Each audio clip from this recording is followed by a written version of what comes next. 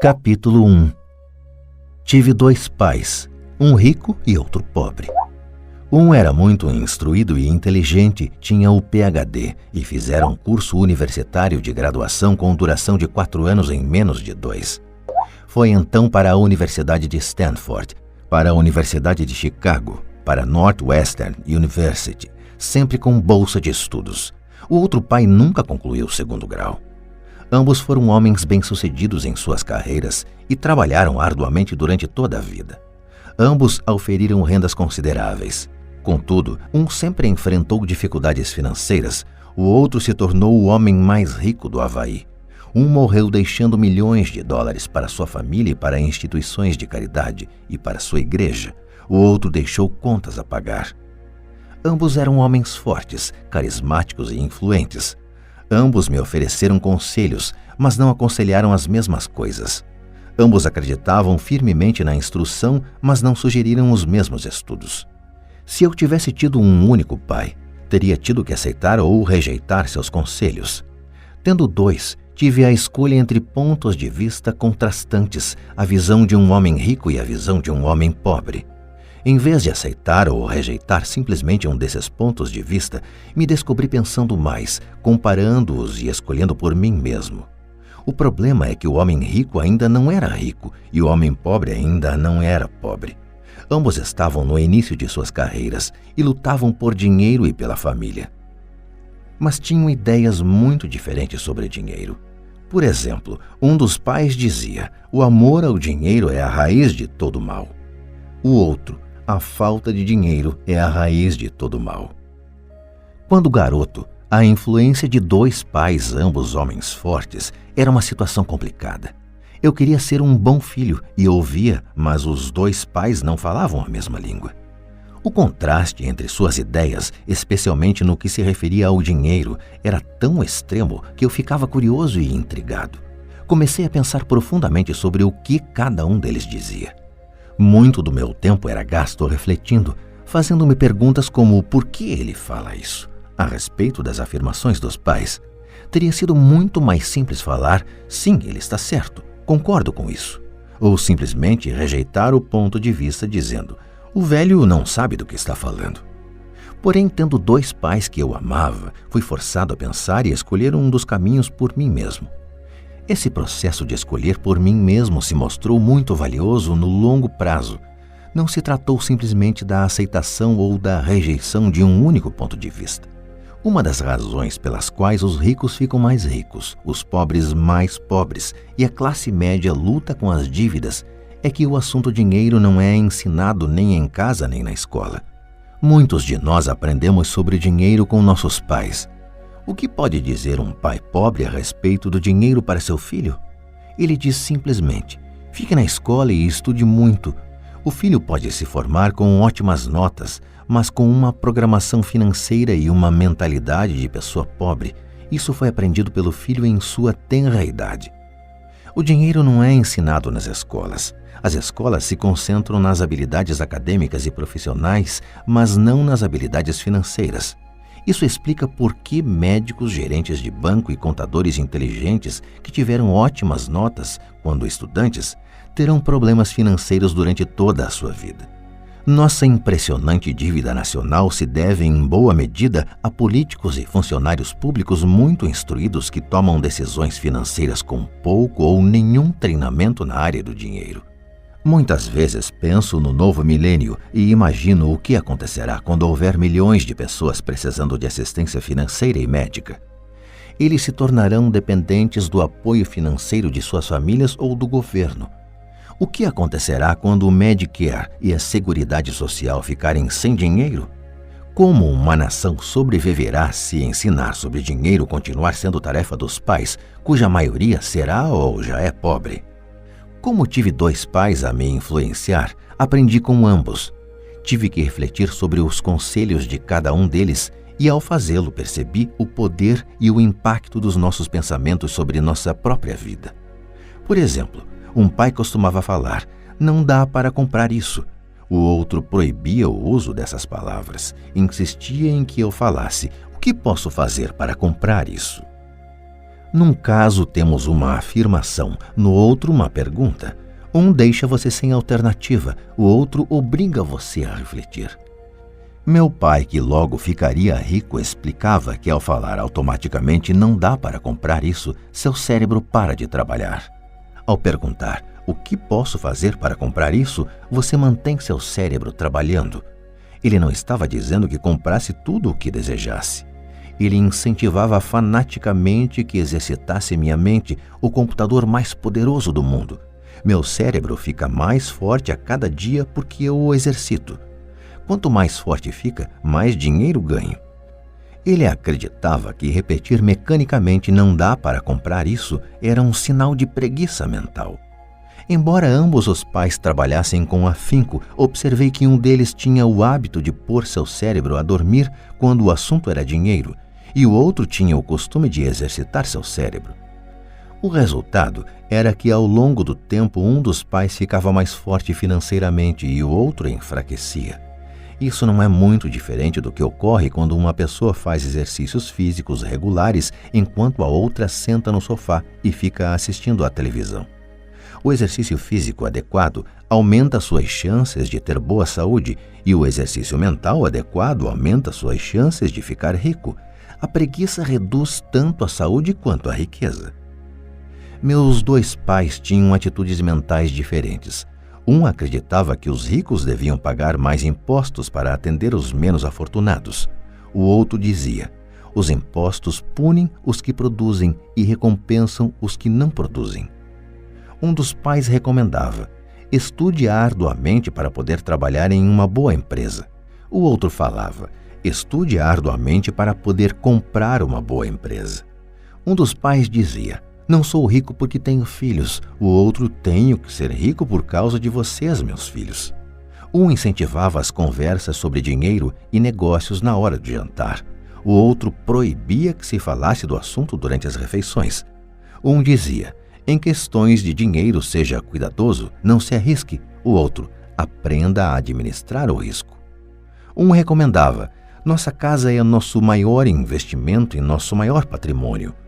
O outro: minha casa é uma dívida e se sua casa for seu maior investimento, você terá problemas. Ambos os pais pagavam suas contas no prazo, mas um deles pagava suas contas em primeiro lugar, enquanto o outro as deixava para a última hora. Um deles acreditava que a empresa ou o governo deveria cuidar de você e de suas necessidades. Estava sempre preocupado com aumentos salariais, planos de aposentadoria, benefícios médicos, licenças de saúde, férias e outros benefícios. Ele ficava impressionado com 2 de seus tios que foram para o exército e se aposentaram com vários benefícios após 20 anos de serviço ativo. Ele adorava a ideia de assistência médica e serviços de reembolso de alimentos que os militares ofereciam a seus aposentados.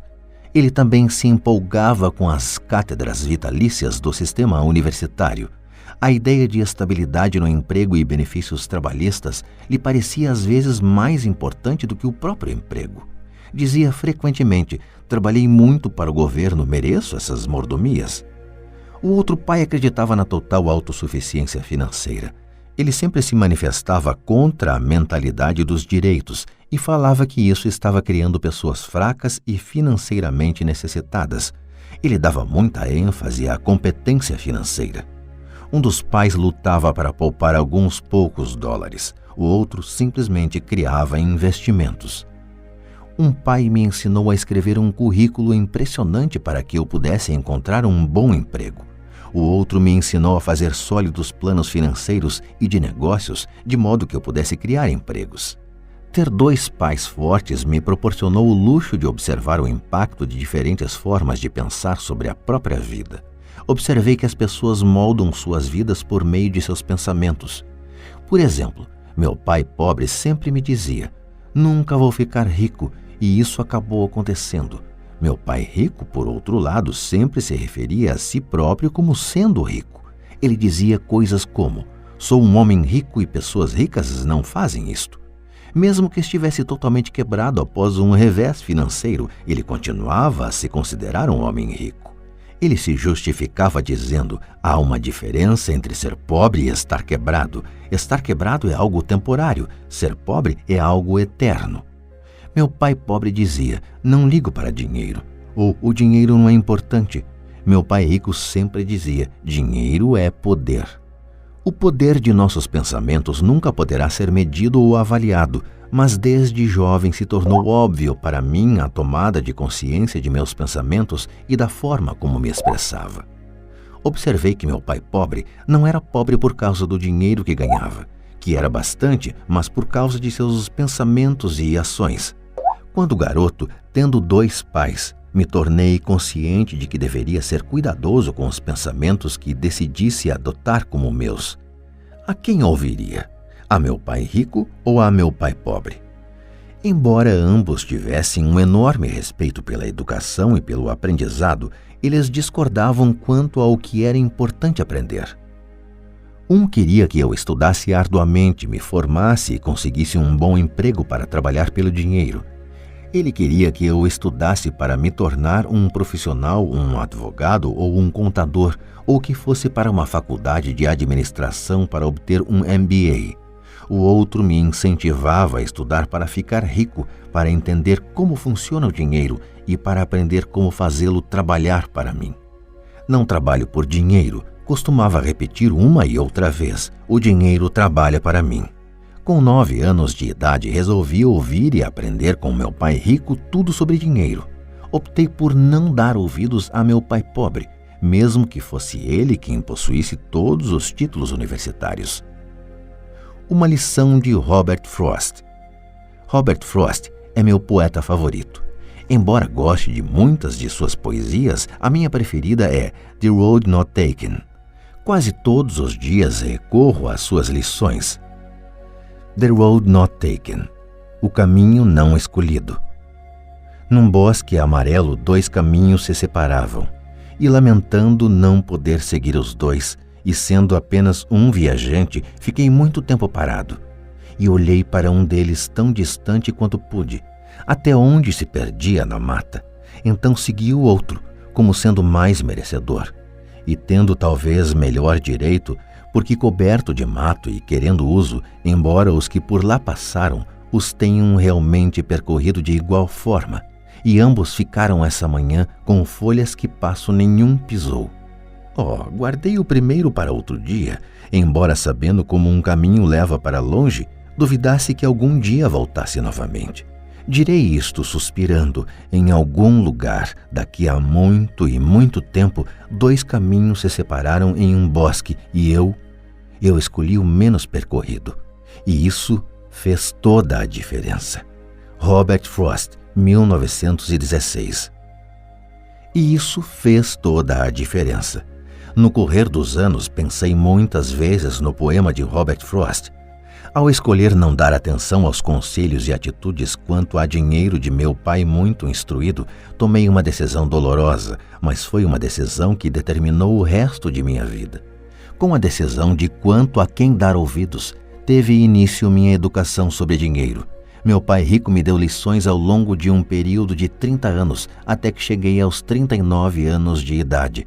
Suas lições pararam quando ele percebeu que eu conhecia e entendia plenamente o que ele estava tentando martelar na minha cabeça, às vezes bastante dura. O dinheiro é uma forma de poder. Mais poderosa ainda, entretanto, é a instrução financeira. O dinheiro vem e vai, mas se você tiver sido educado quanto ao funcionamento do dinheiro, você adquire poder sobre ele e pode começar a construir riqueza.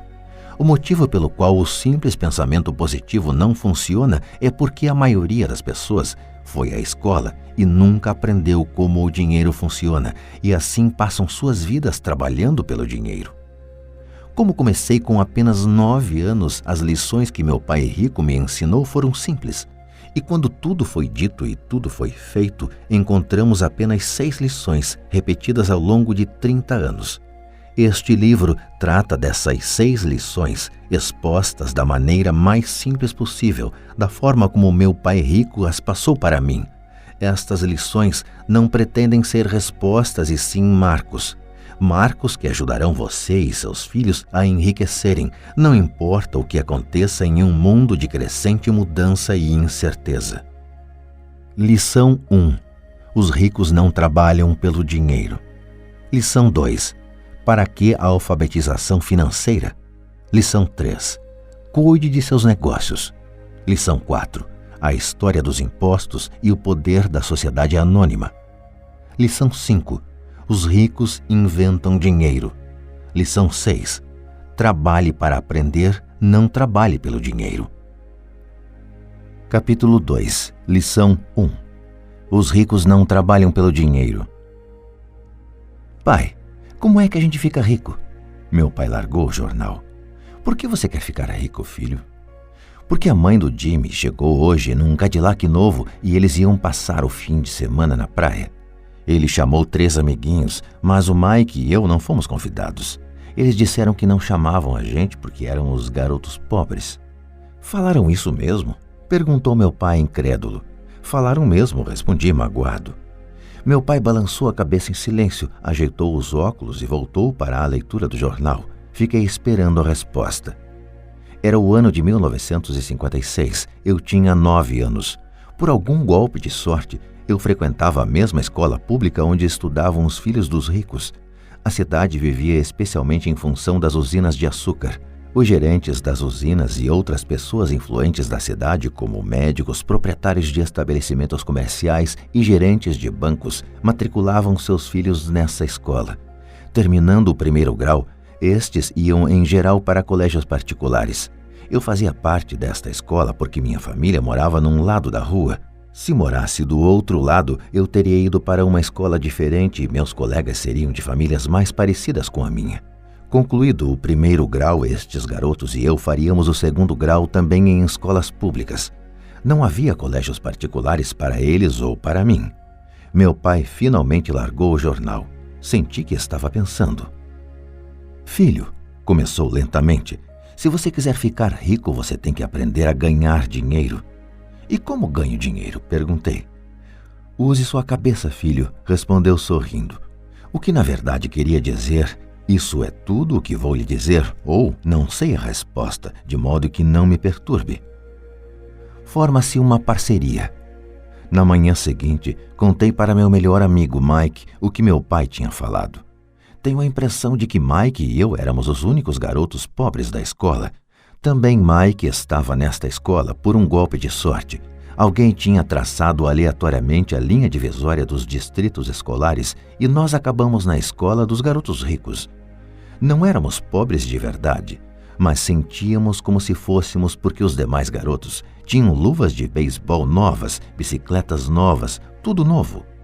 Mãe e pai nos davam o básico, comida, teto e roupa, mas isso era tudo.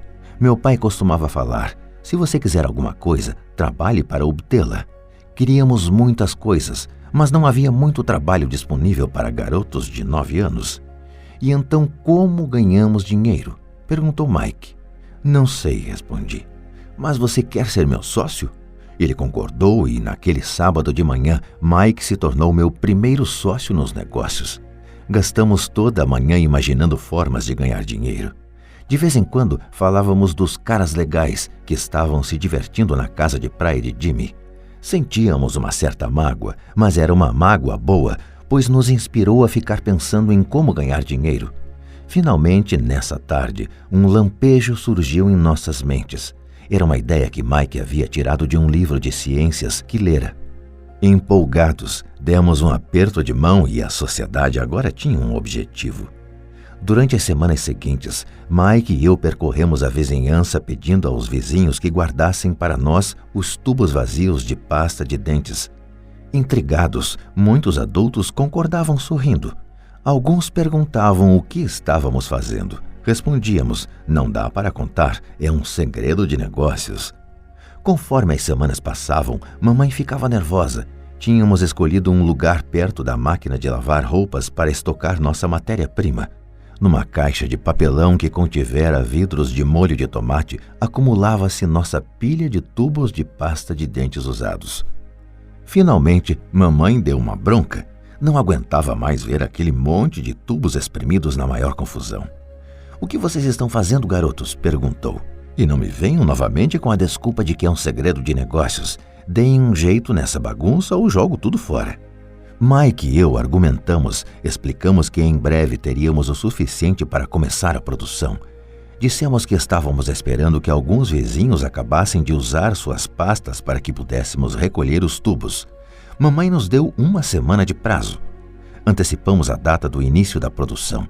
A pressão aumentava. Minha primeira sociedade já estava sendo ameaçada por uma notificação de despejo do nosso armazém, feita por minha própria mãe.